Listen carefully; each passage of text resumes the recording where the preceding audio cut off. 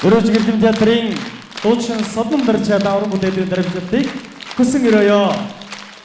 Ажилтан байдаа шавын начиг яахан гүйцэтгэв.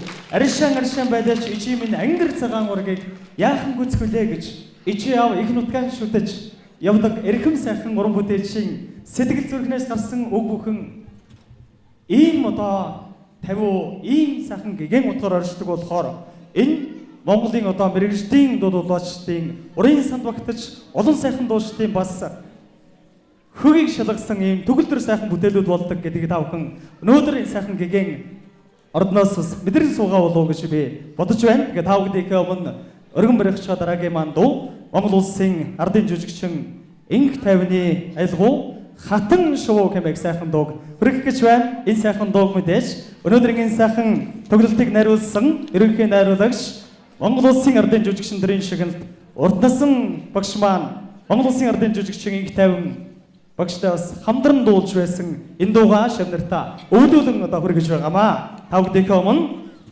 Хөгжим мужгийн коллежийн оюутан Бим Берднийг өндөдөнгөрье. Мөн дөрийн